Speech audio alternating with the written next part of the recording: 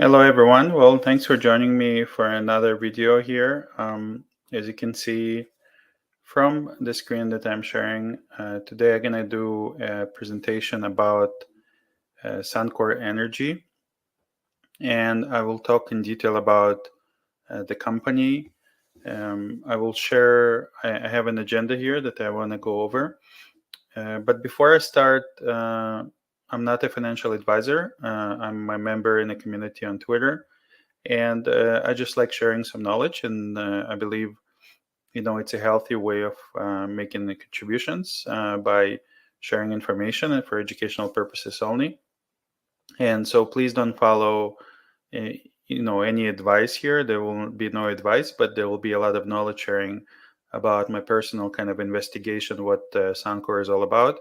I believe I know the name pretty well, and I just wanted to share some knowledge associated with the name.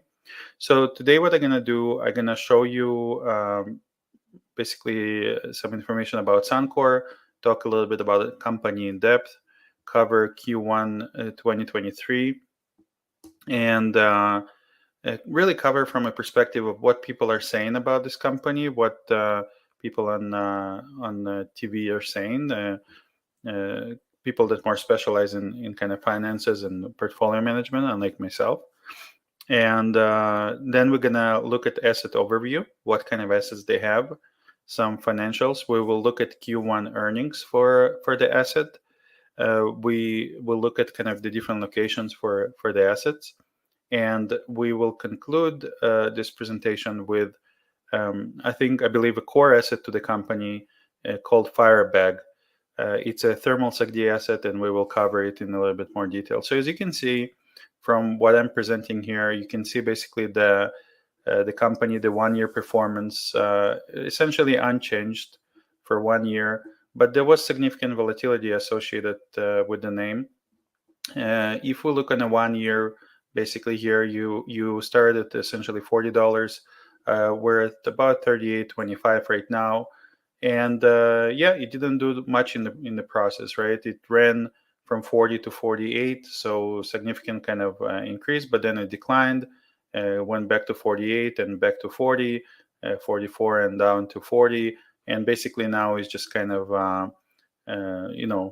that 38 mark. If we look on the 3 year performance, obviously we had this huge run from kind of late 2020. The stock ran all the way up to $50, and now basically retrieved back to kind of high three handle. And if you look on a 5 year performance, it essentially didn't do much because it started, I would say the 2019 kind of pre-crash 2020 around $40, and it's still at the same point. But it had this like epic, basically, crash as part of as all oil stocks dropped essentially from 40 to the teens, and amazing recovery over 2 years, running all the way up to $50, and now it's just kind of going sideways. So we're talking about a market cap of a company of about $50 billion, so $50 billion. And it has an EPS of 6.4. EPS of roughly 6 and PE ratio of 6.4.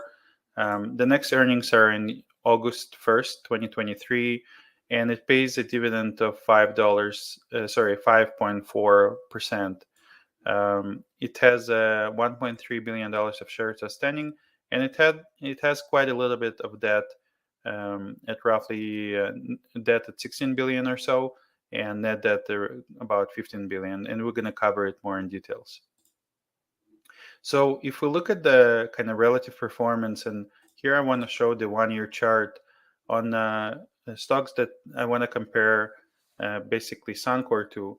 So if you look here, you essentially see I've put a Tesla. I know it's not really comparable, but I really wanted to put it there to tell you kind of a little bit more how I think about relative performance. CNQ, Canadian Natural Resources, that name is always compared with Suncor, so we have to put it there. And Cenovus and Mag, giant in situ producers, just like Suncor, and we really want to compare those names in relative performance. Cenovus being a major in Canada and Meg a smaller producer, but having this kind of torque about being one asset in the thermal space. So what's really interesting here is that just like we've seen in stock performance over 1 year time frame on the dailies, you can see Suncor really it's about flat, even though it had a nice run, being up 20% or so several times, and then basically on the year is just flat. But look at why I put Tesla there. So Tesla, it's up 15% on 1 year, but in a way it kind of declined 50% all the way down here, kind of in this Jan 2023 timeframe, and then had this epic recovery running up 100% from the bottom, where Suncor basically just was up 20% and went down, up and down. So it's a very different kind of, I guess, experience being a major oil and gas investor versus a Tesla holder. But at the same time, we see a lot of kind of views on social media about Tesla, and how for some people this is the only way to invest. But companies like Suncor do provide that kind of form of less volatility. CNQ clearly outperformed, and I think that's why you've seen, in addition to the safety concerns that kind of came from Suncor, you've seen basically Elliott joining kind of the activist initiative there, trying to replace the CEO, and surely we had Mark Little basically leaving last year, and Rich Kruger joining as the new CEO this year, trying to get Suncor's performance in line with more CNQ-like performance. Cenovus is up 7% on the year, Meg up 40%, a big difference, but it has kind of this almost like a simplicity to it, because being one asset, thermal, kind of easier story to understand. At the same time, some people argue Suncor is kind of, it trades cheaper to maybe a name like a mag. So it's really fascinating kind of to really understand relative performance. Now, if we look in the 6 months, obviously Tesla had this huge run up 100%, almost 100%. Well, I guess, yeah, 112% from the bottom levels, but very different story like for Suncor and CNQ and Cenovus, where Meg was up by 15% or so. So it's the time frame is very important. The way to understand those companies is important on relative basis, but at the same time, if you look, let's say, on a 3-year performance, again, you had this huge run for Suncor, up almost 55%, CNQ 77%, Meg twofold in a way, 200%. And yeah, Tesla is up 15% because of, it had this huge run prior to that. And this is kind of, in line with how do you really position yourself in a way that that's appropriate. So let's right now think about what others are saying for this company in comparison to others. And maybe I'll share some other screen right now, just kind of as a transition to share some more information about the company and what others are saying. So as we think about what people that come, let's say, on BNN and share valuable information, what do they say about Suncor? Of course, being basically flat for 1 year, not doing much. I mean, one could argue that if you kind of timing, you could have done well, but the overall performance for 1 year is about, it's basically around $40. So that's where we're at 38. So if we think about, let's say, what was said just this month, Jamie Murray was on BNN, and he's been talking about Suncor having major correlation to the price of oil, which is, we're going to be looking at Q1 earnings, and really that's kind of the story that will unfold, that there is correlation between oil price, obviously, and Suncor performance. So people should be mindful of that. The entire energy sector, there's free cash flow associated with this company. I think it's close to $2 billion on quarterly basis. And dividend yield, as we had mentioned, is about 5%. One of his comments is really interesting, is that he prefers names like CNQ or Cenovus that I compare them to Suncor. And so this is a very common theme where Suncor, from investment point of view, is always being compared to Canadian Natural Resources for some reason. And some could say that it trades a discount to the name, but it's a very kind of interesting, situation, because now you have a new CEO, you have potentially a new strategy to return value to shareholders, and so our investors going to buy into that story. So last month, T. Lind was also on BNN. He talked about the new CEO, the 5% dividend. He did mention that the name trades at discount to peers, and that he thinks they'll be able to increase the dividend, and there could be an upside for shareholders. Chris Blumas last month had mentioned that depressed valuations with new CEO coming in, as well as he's waiting for a bigger pullback in the name. One could argue the pullback was realized to $38, but not sure what kind of his threshold is. Stan Wong last month had mentioned that it's a buy. That the current the price at current levels, I think back then it was roughly $39, now at $38, presents good value for a longer term. He also kind of correlates investment in this name relatively to whether a recession will occur or not. He doesn't think it will occur, therefore it's good time to buy in his view. This name was also a top pick by Ross Healy early in last month. That was in June. He thinks that it's a nice yield of, like I mentioned, 5%, strong balance sheet, which we will be looking at very shortly.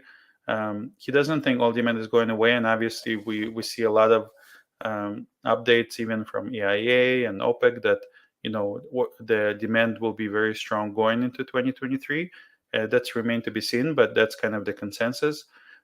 He does think that's going to happen despite of ESG, and recently we've seen companies like Shell, kind of having mini pivots there when it comes to basically growing their hydrocarbon businesses a little bit more. He did mention the Trans Mountain expansion, the TMX pipeline, that could be beneficial to Suncor.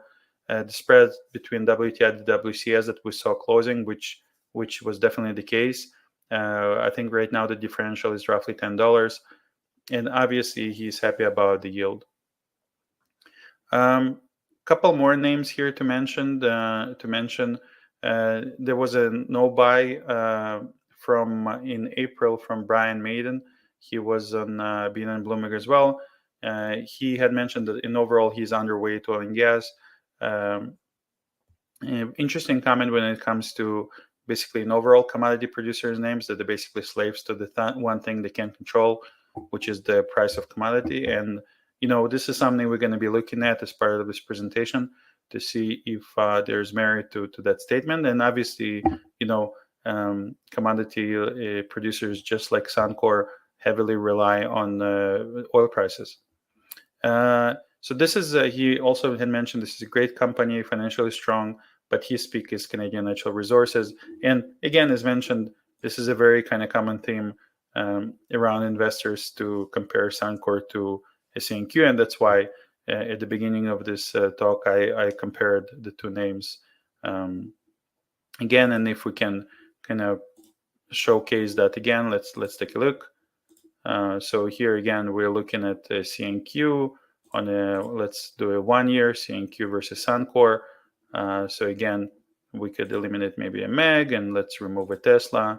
So yeah, so basically you see 20% on 1 year return to CNQ in red, and Suncor basically here just down 2%, and with Cenovus up 7%. So yeah, you do see a correlation, but then on relative basis, for 1 year you see a performance here of outperformance by almost 20%, and in 6 months again CNQ and Suncor both down, but again CNQ outperformed on relative basis. And so this is kind of a common theme between kind of when you compare whether you put your money in Suncor or CNQ, you kind of end up in this situation. So let's kind of take a look and talk more about the assets and kind of do a deeper dive um, into into some of their assets. So right now I'm going to be sharing a screen here. Um, let's take a look. Yeah, right there. Sure. So right now on the screen, what you should be seeing, you will see from the Suncor website, uh, just an explanation to what they do. And you can see they do exploration production, and they provide different locations. They do low carbon fuels, low carbon power. But in the oil sense, and that's kind of what we focused on, they have a base mine, base plant operations. Some projects here, Firebag. We're going to be talking in detail about this asset, Fort Hills, Lewis, Mackay River, Meadow Creek, syncrude, which is basically a mining asset.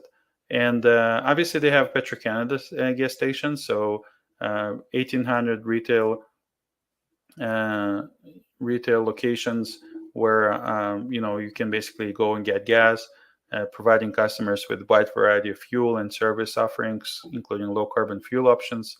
So that's an interesting angle to their business. And obviously, refining capabilities. So they refine a lot of product. You can start seeing here that basically they have. In Edmonton, Alberta, 142,000 barrels per day refining capacity. In Montreal, Quebec, 137,000. Commerce City, Colorado, 98,000. And Sarnia, Ontario, 85,000. So I think it's about 450,000 altogether. And so there's significant value to that. One thing that I talked about when we compare, let's say, a name like a MEG, is that MEG is a one thermal asset SAGD story, where you can see here that Suncor is really integrated company where it has like refining capabilities, it has a retail kind of sales side to it, and it also has oil kind of producing assets. Um, One asset in particular, you will see, like for example, as a comparison, you'll see Mackay River, which is a SAGD asset, and that asset will produce 38,000 barrels per day, right? Now, on relative basis, this is not much for this company, and therefore Firebag uh, is an asset that produces 215,000 barrels per day from the portfolio of like over 700,000 barrels per day, because becomes an important asset to look at. And this is an asset that I will cover in more detail as part of this presentation. So before we look at the specific assets, let's I would like to maybe review Q1 earnings, just kind of try to add value that way. And I'll stop sharing screen, and then maybe I'll present on the earnings so we can get a better understanding of the economics for the assets. So 1 second, please.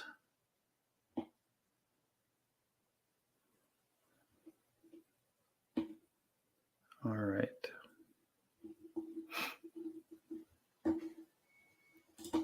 So right now I'm sharing Q1 earnings report, first quarter of 2023.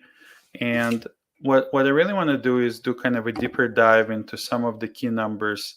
You can see here that they generate adjusted funds flow from operation of $3 billion and adjusted operating earnings of 1.8. Delivered total upstream production of 742,000 barrels of oil equivalent.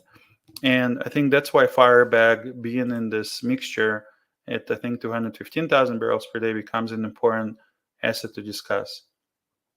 So here, obviously, it's a huge report, and I really want to go a little bit more in detail about very specific slides that they share and kind of try to add value that way.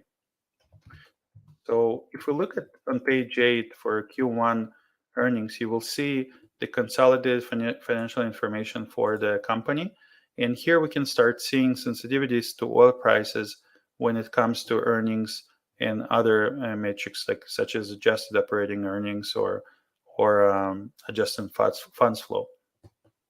So you can see basically in overall earnings loss before income taxes in millions of dollars.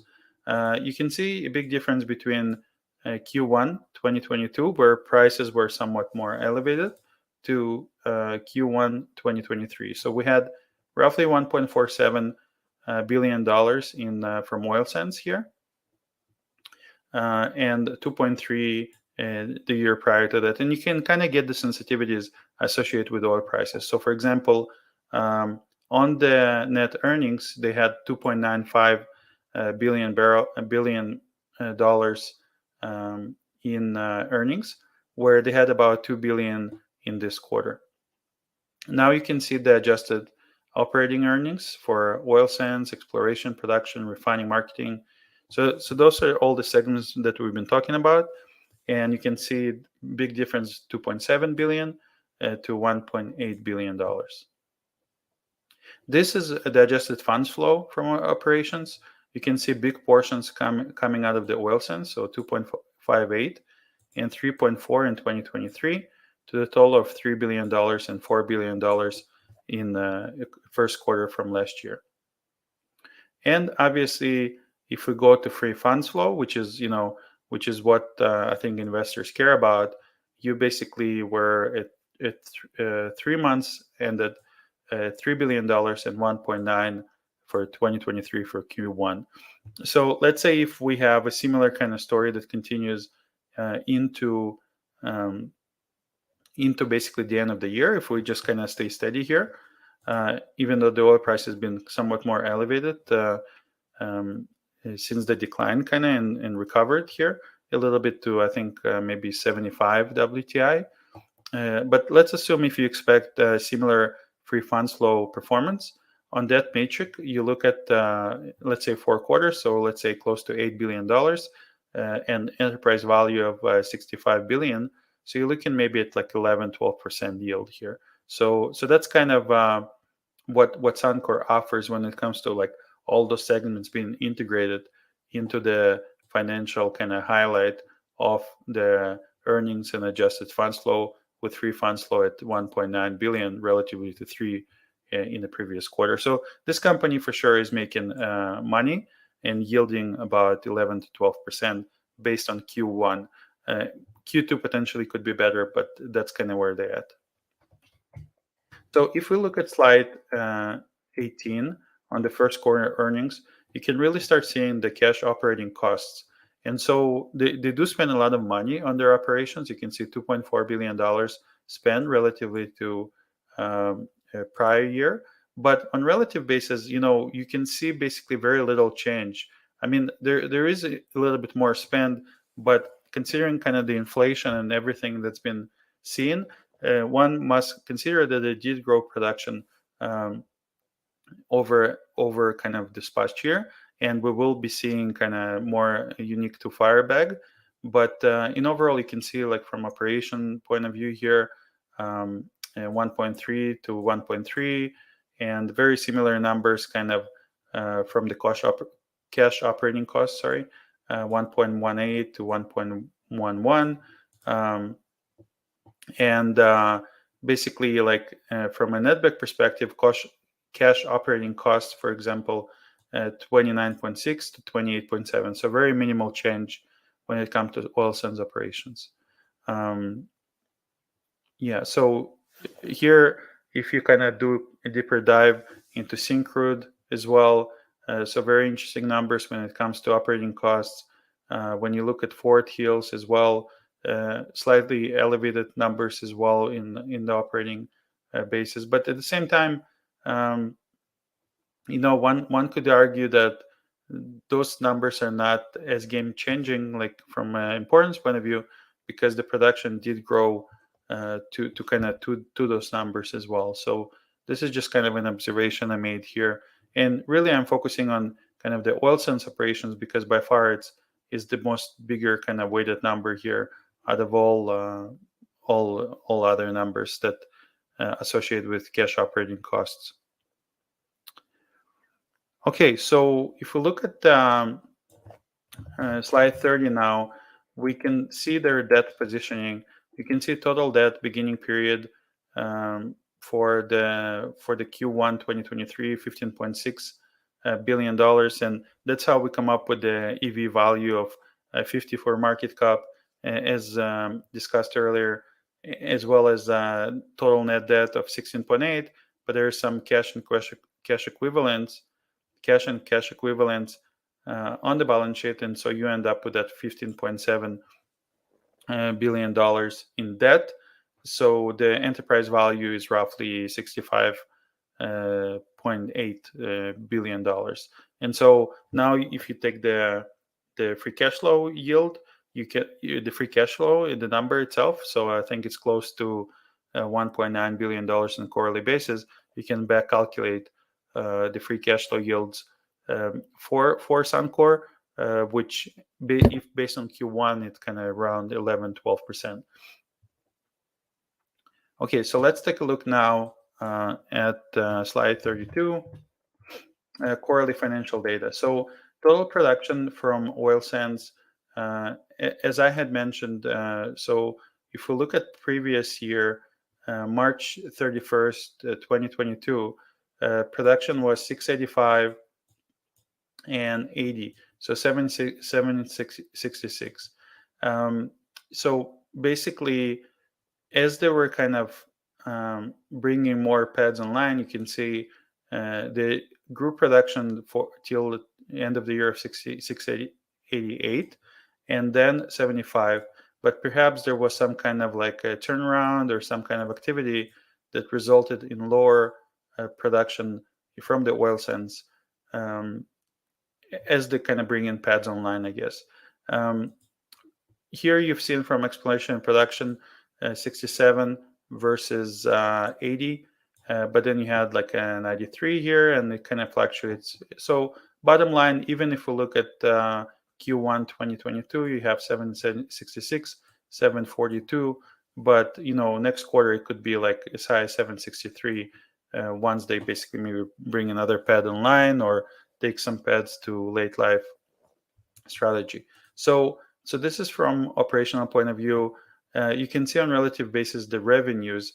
Obviously, as we've heard some comments from analysts that think about this company, you've seen in Jan 2021 fairly low revenues, right? So roughly $10 billion here. And then from quarter to quarter, as you go into 2022, that number was increasing, but that is correlative with the increase in oil prices. And just like what I think Brian Maiden has said, is that companies like Suncor, they're in a way dependent on the oil price. And so you basically, but you could also go the other way. So when oil prices increases, your revenues and your free cash flow yield also increases, obviously. So then they went to 11.9 on revenue. And so one could look at for example, the market cap, which is 50 billion, as well as net debt, which is I think 15.7 billion, and really come up with the revenue multiple for Suncor based on those numbers. And at the peak in June 30, 2022, Suncor generated gross revenues of $17.8 billion. One could argue that back then they were traded at 3-something times revenues, which is a very healthy number. And so in Q1 2023, they were at $12.2 billion, right? You can see the associated net earnings, the royalty kind of structure here, and other numbers. So on the dividend part, you don't see essentially a decline in dividend, which is good. So 0.2 in Q2 2021, and the number just kind of increased on per share basis. So you can also see the relative kind of share value growth, where we said that within 1 year they're essentially flat, and this is about 4 quarters here, 4 quarters. So you can see $45, $40, and 42, and now they're back to 38. But in the end of 2021, they were at $31 per share.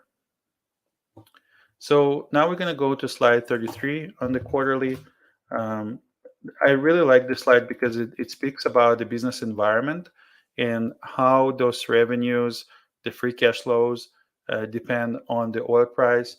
And so what we really see here on WTI crude at Cushing, um, you basically see $66, 70, 77, 94, 108, right? 108. This was the quarter where we saw a huge uplift in oil prices, in line with the attack of Russia on Ukraine, and then we saw a decline in oil prices kind of coming down there to 91, 82, and 76 for Q1. I guess, and today WTI were also at similar numbers. You can see the dated Brent crude prices. Um, I think this is a very important WCS here, really important number to watch for, because you can see also a very similar trend correlative to WTI, but that differential is really key. And so right now, I think WTI WCS differential is as low as $10. So I think it's really important to kind of to be mindful that these prices move. As well, and so that could result in higher netbacks. Condensate for Q1, $79 here at Edmonton, 79 also in late 2021, and the prices were very elevated. So when they use condensate to ship, let's say, product, um, they also, it kind of results in them paying a little bit more for that service. But because it correlates with WTI, it kind of, there's a natural hedge there. Natural gas is an important number as well, because they do have SAGD operations, and lower natural gas prices could benefit Suncor, and so we see a big difference here on the ACO, where the number, the price now very close to $3.05 on Q1 2023. And obviously you have 2-2-2-1-1 crack spreads, benefits Suncor, of course, when it comes to refining capabilities. As we saw initially, they do refine products, and so elevated prices will also benefit them. So I really like this slide to kind of really zoom into the different segments and trying to understand how Suncor benefits from that. The final thing I wanted to show for Q1 2023 is the free funds flow slide here. You can see cash flow provided by operating activities, so roughly $1 billion here. Adjusted funds from operations, so 3 versus 4 the previous year, and free funds flow 1.9 versus 3 the prior year. And so one could start kind of better, interpolating basically what Q2 may look like based on some of those number sensitivities that they show in their Q1 earnings slides. So hopefully it kind of helps to better understand how I think about this. And right now, what we want to do, we want to go just look at asset overview, more specifically to what I was alluding to when it comes to maybe Firebag. So one way of kind of showcasing Firebag here, I would use Oil Sands Magazine description for Firebag, and you can really see where the asset is located here. You can see the SAGD operation. Obviously, what really benefits SAGD operations relatively to mining is that very small footprint when it comes to drilling the asset. The mining operations are very footprint intensive, as you can see on this map, where Firebag is a thermal asset that's kind of located here. You can see the CPF and the different pads where they basically do in situ drilling. You can also see that the startup was 2004, so very early from a SAGD perspective. Capacity 215,000 barrels per day, and 100% owned by Suncor. So this is a little bit more about Firebag. The region they produce is Athabasca Formation, Wabasco, McMurray, and it's a SAGD asset, right?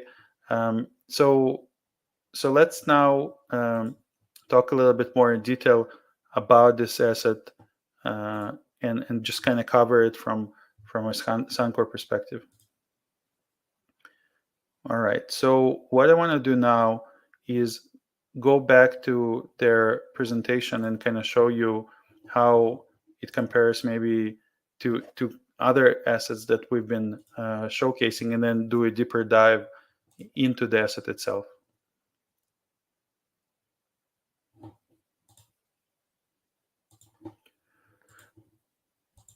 So you can see here, and I already shared this before, if you go on Suncor website, you can really see all of their assets, right? Like a syncrude here, you can see their production, 350,000 barrels per day. On the capacity side, right? Not sure exactly what they produce right now. And I know there's some partnerships that they had. And obviously, one could dive into more detail about refining, Petro-Canada. And so what I choose to do is to go to Firebag here and do a deeper dive into that production. So what you see here, they basically say that that asset is located 120 kilometers northeast of Fort McMurray, just like what we saw on the map. It takes its name from the leather bag used by indigenous peoples to carry hot coals for fire starting purposes. It produces up to 215,000 barrels per day of oil. It's Suncor's largest in situ operation project, so I think it's important to cover that, with about 600 wells and workforce that fly in from across the country. They also have cogen power at Firebag, which kind of helps with the power costs, I guess. One thing I wanted to share before I do a deeper dive is a look at their current production from the oil sands website, just to make sure that we have a good understanding of what they're producing right now as we speak. So it seems like right now, the presentation I'm gonna do is the presentation they submitted to the regulators, and it kind of covers 2021. And I think at this point, up until 2021, they were producing 215,000 barrels per day, just like what they communicated on their website. And SOR back then, which is steam to oil ratio, was roughly 2.6. And right now we're in 2023, so Q1, they say here that they produced 225,000 barrels per day, and SOR is 2.7, which is basically unchanged. Let's check wells in service. So 641 producing wells in service. Yeah, so on that scale. And you can see, obviously, that I was talking about the production growth in a way, in the way the spend was kind of evolving, but in a way they're also growing the number of wells over time, right? You can see 640, 608, 615, 424, 576. And so this is in line with the corporate strategy to sustain or grow production, as there is a little bit of a decline there.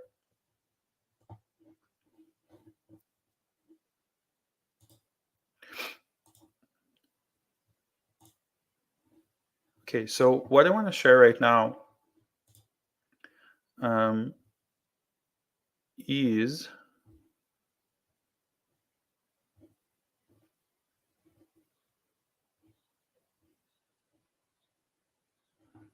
one second.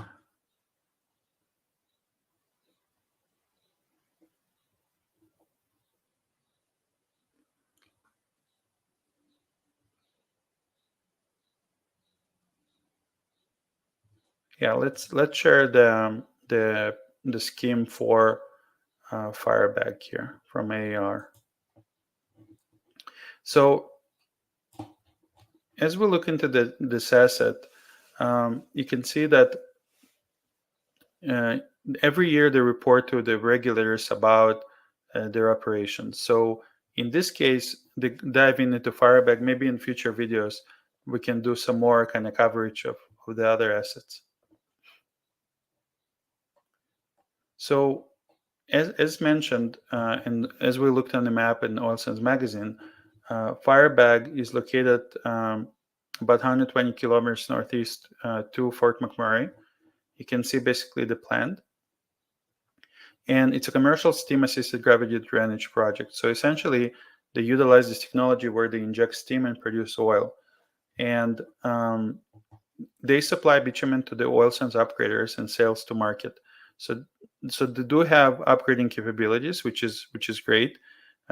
This is not common for, let's say, other companies. For example, EMAG does not have their own upgrader. They ship the product basically to the United States. So in 2021, the average bitumen production was 206.6 thousand barrels per day, and steam to oil ratio 2.6. So this is in line with what we presented so far. So what you can see here is essentially 20 years of production as they were ramping up steam injection here and oil production rates. And you can see basically very stable oil production rates. And since 2021, obviously there was an increase by roughly 10% in oil production rates. But steam, you can see kind of it's up to their capacity, I guess, right? Basically, they're injecting steam at roughly, I don't know, 75,000 cubes a day, something like that. And the black line, you can see the produced gas. So they produce gas over time. And this is NCG injection rate. So this stands for non-condensable gas co-injection. And you can see how they were able to successfully drop steam requirements while maintaining production by co-injecting non-condensable gas here in this graph. So this was kind of initiated about 10 years ago in 2013. And you see kind of ramp up in non-condensable gas co-injection. Really reduce SOR and kind of maybe bring more newer pads online. In blue, you can see the water rate. So water rate correlates with the steam injection rates. And the way it works is essentially you inject the steam transfers heat to oil, and then the steam basically condenses to water and also drains. And so that ratio is roughly 1. So you can see it really correlates, and you're able to produce oil for a long time. So then when people talk about, let's say, thermal assets and decline, you do have decline on the pads and the well pairs, but because they bring the next pads and the next wells, they're able to sustain production essentially flat for the longest time and increase it over by optimization, just like what you see here with non-condensable gas co-injection.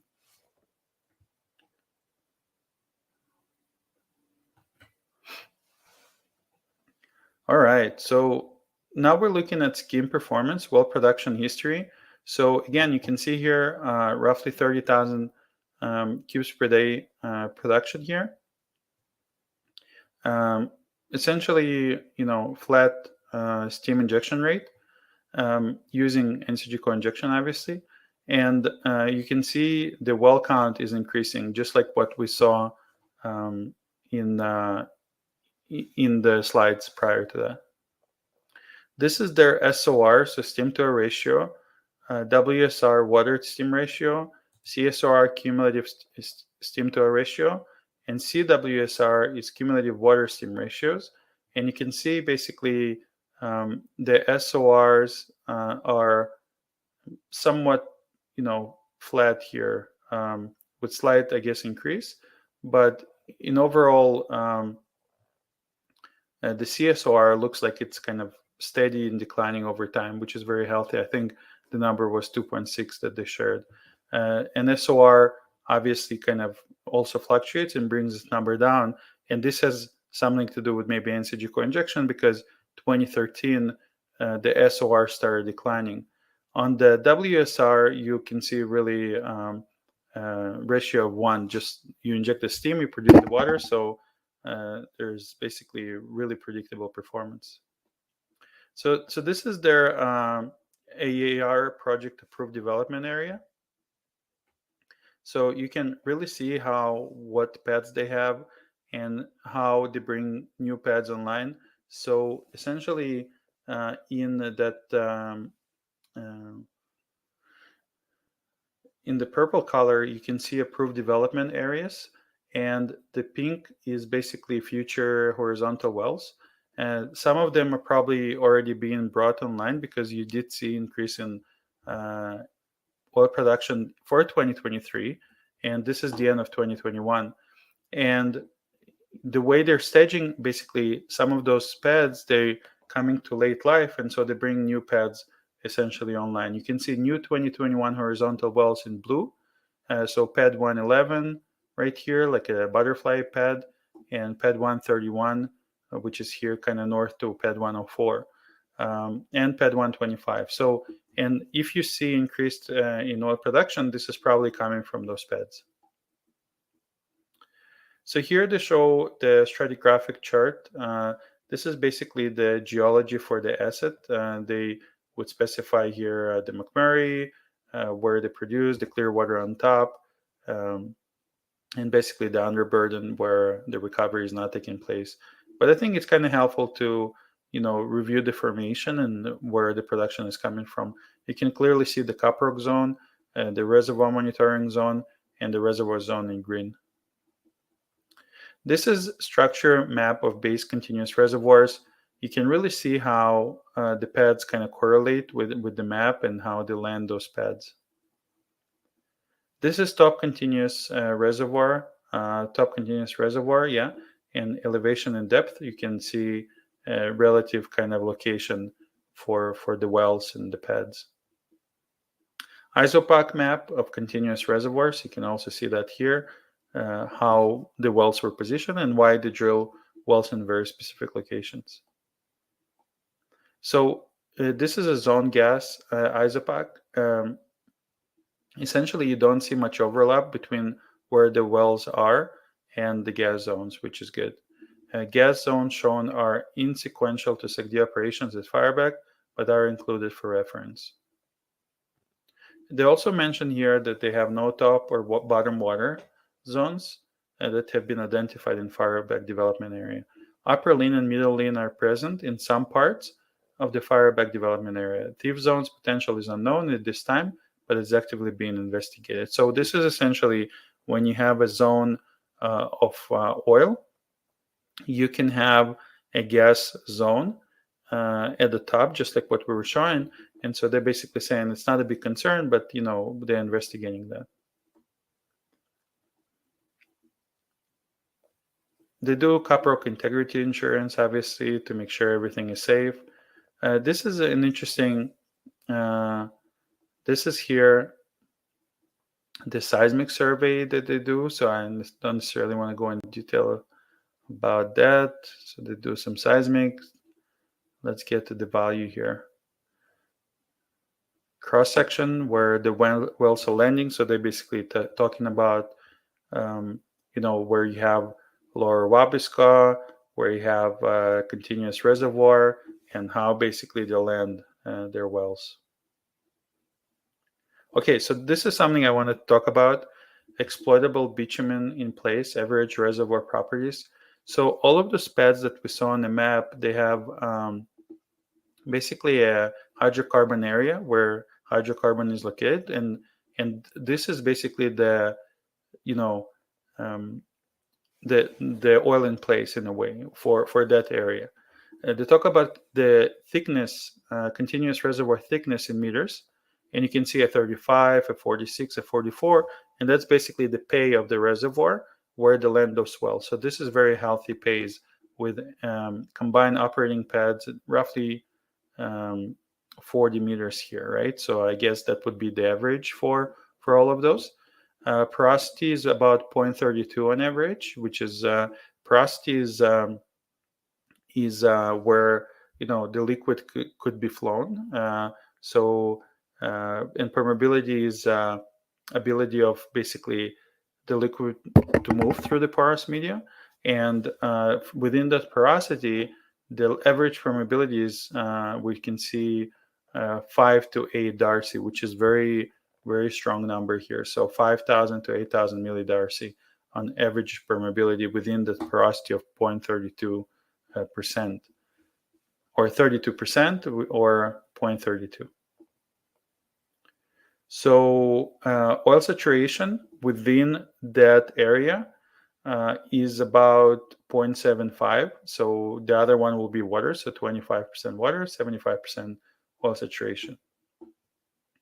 This is exploitable bitumen in place. and you can see E3M3, so 21,000, for example, cubes of oil could be recovered from PED 102. And they talk about EBIP here. This is exploitable bitumen in place. Um, and basically kind of the way they use it is describe recovery factors for each and every pad.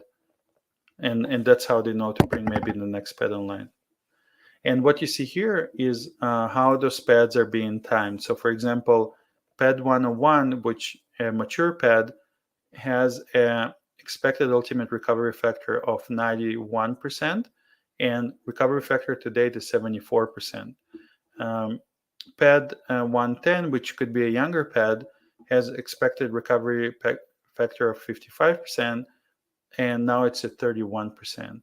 Or even a younger pad could be pad 112 right here, which has 7% recovery factor, but ultimate recovery is 54%. So this is just kind of gives you an idea of different variations for the asset, how much is left on this pad to produce, and how much more time they could produce it for on relative basis. And so here, what you see is their initiation of co-injection on pads 101, 102, so basically the central location for Firebag, and essentially kind of integrating non-condensable gas co-injection to maintain the pressure in the reservoirs as they steam the other wells. And this way, they could free up some more steam and maybe produce more kind of recovery from other pads. So what you see here is NCG co-injection strategy. So essentially, they have steam injection that's been declining. The yellow dots here are ISOR, so instantaneous steam to oil ratios, which essentially are flat now, not increasing. And you can see non-condensable gas co-injection here, and average steam pressure, steam chamber pressure, which is I guess 2.1 megapascals. So so they're basically very proud of that. So let's read some of the comments. No negative impacts on oil rate. I guess what they're saying here is that oil production was already kind of in decline during SAGD, but they were able to further optimize this by essentially co-injecting NCG, freeing up the delta here on the steam, and maybe developing some more new pads. SOR has been reduced, field-wide steam injection has been optimized via reallocation to less mature SAGD pads, and that's exactly what they're saying here. Basically, they reallocate the steam to newer pads and able to grow production that way. So NCG co-injection is a very important technology and quite game-changing, I guess, for Suncor. Gradual increase in produced gas from reservoir, that's in line with the co-injection strategy. Okay, and here basically they talk a lot about the surface, bitumen production rates that you can see here in cubes, and injected steam rates, right? So we've seen the SOR, which is 2.6, and I think they produce about 220,000 barrels per day of oil. So you can multiply it by 2.6 and know your steam injection rate in 2023. They have some key learnings here, drilling activities and such, but I think we spent a lot of time already on this, and hopefully there's a better understanding of what Firebag is all about. All right, so couple of final thoughts about Suncor. So today what we've done, we basically started this presentation by looking at Suncor from relative performance. The stock is obviously fairly flat for the year, and some people think it's cheap relatively to other names. Some think maybe it will take time for Rich Kruger as the new CEO to integrate some of those new safety policies and allow Suncor some time to kind of catch up with other companies. We did see some comments associated with that it could take, because they have oil price dependent. It's really performance of Suncor's function of oil price, which in this case could be the case. as we've seen from the Q1 results. But with elevated prices today, perhaps the performance will be slightly better, or maybe the free funds flow for the upcoming quarters could be closer to $2 billion. In this case, if they're able to generate $8 billion of free funds flow for 2023, that will result in free cash flow yield of roughly 12%. Now, if you have debt of $16 billion, let's say, and about $1 billion in cash or cash equivalents, Suncor could be in a position where if they were to dedicate this entire free funds flow to paying down debt, if things just kind of status quo continue the way they are, they could be in a position where they pay it off, let's say, in 2 years. But again, there is no guarantees that oil price will remain at current levels. And obviously, they do have a dividend and they do have a buyback program. So debt reduction is probably going to be kind of a function of those other activities on how you would allocate the free cash flow. We looked at the different assets they have. Obviously, this company is a little bit more complicated than like a MEG, for example. So they do have retail activity. They do have refining capabilities, I think close to 450,000 barrels a day. And they produce about, I think, 720,000 barrels per day, BOEs, a barrel of oil equivalent per day in overall. And so I think sometimes for investors, it's a little bit difficult to maybe like really understand, but what really helps is to go into Q1 earnings and really see how the netbacks and the cash flows correlate with each business segment. We did look in detail to Q1 earnings to try to understand what Suncor is up to. I mean, they are making money in Q1. They did make 1.2 billion in free funds flow, so that's good. At the same time, it's an interesting situation. And let's say let's compare, for example, Suncor to a MEG. So MEG is essentially we just looked at Firebag. That's about 220,000 barrels per day asset. So MEG is half that. So it's half of that asset. So it's 105,000 barrels per day SAGD producer. But that's all they have. In Christina Lake, they produce the thermal in situ operation. I think the market cap for MEG is roughly $6 billion, and they have about $1 billion in debt. So $7 billion EV value. Unlike MEG, Suncor is a $50 billion market cap, and net debt is $15 billion. So let's say we divide, which is a $65 billion EV. To bring closer to understanding MEG relatively to Suncor, the way I think about this is I will divide everything for Suncor, let's say, by 10. So if I divide the market cap by 10 for Suncor, I get $5 billion, right? And if I divide the debt level, I get $1.5 billion. So now, essentially, I can start comparing, let's say, a MEG to a Suncor on those relative basis. So a MEG will be $6 billion, $1 billion in debt, and Suncor would be, let's say, $5 billion and $1.5 billion in debt. But then, how do you really compare an asset that is like a SAGD pure asset that operates 105,000 barrels per day for a MEG, which is really easy to understand, and then on relative basis, what is 10 times that? Let's say that will be, let's say, an equivalent of producing like 1 million barrels per day, right? Producing 1 million barrels per day, so 100,000 times 10. But Suncor, they produce 720,000 and they refine 450,000, I think. And then they have the retail business. And so on this relative basis, it looks like Suncor could be undervalued to a MEG, in my view. But please don't act on this. This is just my interpretation of this data. Because on relative basis, if you produce, like, say, 1 million barrels per day, will that be equivalent to producing 720,000 and refining 450 and then having the retail business? Or perhaps they trade it from a value perspective very close to each other, even though even though like on relative basis